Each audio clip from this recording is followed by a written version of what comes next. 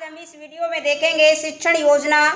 इसमें पहले कलांश रहेगा। कलांश में दिनांक, कक्षा, विषय और समय। पहली हेडिंग रहेगी लर्निंग आउटकम। बच्चे कविता का हाव भाव के साथ सस्वर वाचन करते हैं। वे प्रकृति से संबंधित जैसे सूर्य, चंद्रमा, तारे, फूल व चिड़िया के विषय में जानते हैं।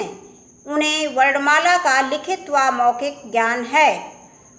इसमें दूसरी हेडिंग रहेगी प्रकरण, जिसने सूरज चांद बनाया, और ये लेसन का नाम है। अगली हेडिंग सीखने सिखाने की सामग्री। प्राकृतिक दृश्यों जैसे सूरज, चंद्रमा, फूल इसमें ले सकते हैं, तारे ले सकते हैं आदि के फ्लैश कार्ड, पाठ पुस्तक और कार्य पुस्तिका और भी जो भी हमारे लिए उपयुक्त हो, जो भी हमारे लिए सुलभ हो, वो हम अपने हिसाब से सहायक सामग्री ले सकते हैं। अगली हेडिंग इसमें रहेगी सीखने सिखाने की प्रक्रिया, गतिविधियाँ। इसमें 4 चरण रहेंगे, 4 कॉलम रहेंगे। पहला रहेगा क्रम संख्या, फिर चरण, फिर समय, फिर आकलन के तरीके। सीखने की शुरुआत में इसके लिए 5 मिनट का समय निर्धारित है, 5 से 10 मिनट, और अवलोकन सुनकर करेंगे। सीखने की शुरुआत में सभी बच्चों को गोलाकार आकृति में बैठाकर हाव भाव के साथ निम्नलिखित कविता का सस्वर वाचन कराएंगे तथा प्रकृति के विषय में बच्चों से बातचीत करेंगे। सूरज आया, खूब प्रकाश जग में फैलाया। चिड़ियों ने भी चींची गाकर स्वागत का है गीत सुनाया।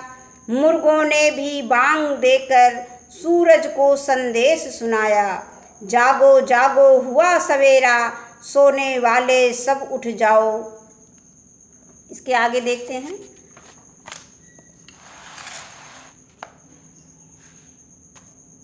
आलस को अब दूर भगाओ, ठीक समय पर आता सूरज, ठीक समय पर जाता सूरज, हम सबको दे जाता सूरज। कर्मठ बनने का संदेश हम सबको दे जाता सूरज। इसके आगे अगली हेडिंग रहेगी शिक्षण के दौरान।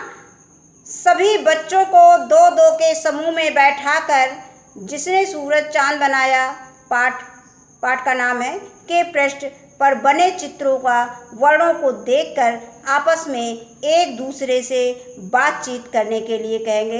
यानी शिक्षक जो है बच्चों को 2 ग्रुप में बैठा दें, 2-2 के समूह में बैठा देंगे और आपस में कहेंगे कि पाठ से संबंधित जो चित्र बने हैं और जो उसमें लिखा हुआ है, कविता लिखा हुआ, उनके वर्णों को देखकर वो आपस में बातचीत करेंगे और एक दूसरे को बताएंगे, उसके विषय में बातचीत करेंगे। बच्चे चित्र के आधार पर एक दूसरे को अपनी कल्पना व वर्णों को पहचान कर सुनाएंगे। शिक्षक बच्चों को इसके लिए पर्याप्त अवसर देंगे। अब शिक्षक पाठ में दी गई कविता का हाव भाव के साथ सस्वर वाचन कराएंगे।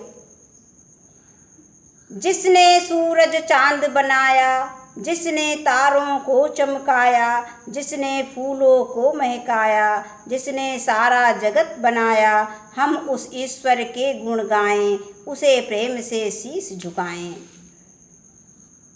शिक्षक पाठ का अर्थ बच्चों को बताएंगे व बच्चों को भी प्रश्न पूछने का अवसर देंगे।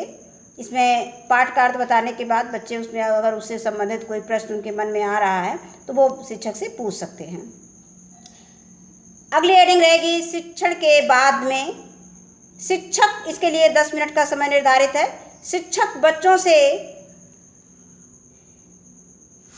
पाठ से संबंधित प्रश्न पूछेंगे, जैसे सूरज को किसने बनाया,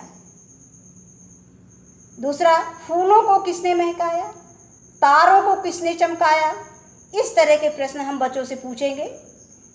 कविता करने के बाद उपर्युक्त प्रश्नों का उत्तर बच्चे अपनी स्थानीय भाषा में देते हैं।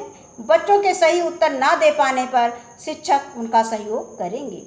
अब शिक्षक श्याम पट पर कठिन शब्दों को लिखकर बच्चों से सही उच्चारण करने को कहेंगे। शिक्षक ब्लैक बोर्ड पर शब्दार्थ लिखेंगे। ये पाठ पुस्तक में दिया भी गया है।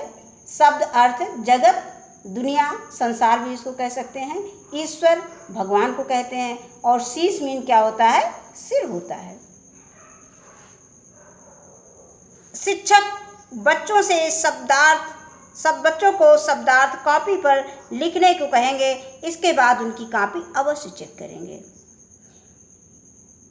और इसमें आकलन का तरीका है प्रश्नोत्तर।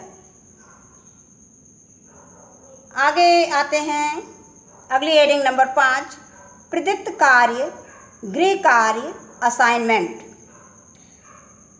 शिक्षक बच्चों को सूर्य, चंद्रमा व तारे का चित्र घर से बना कर लाने को कहेंगे, क्योंकि छोटे बच्चे बहुत इंटरेस्टेड होते हैं चित्र बनाने में। और अगर उनको सूर्य चंद्रमा का चित्र दे दो, तारों का चित्र दे दो, तो वैसे भी बहुत रुचि के साथ उसको बनाते हैं। अगली हेडिंग है शिक्षक की आगामी कार्य योजना।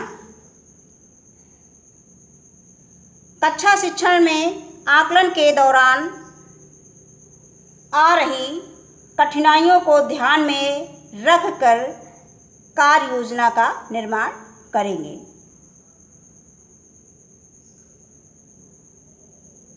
धन्यवाद।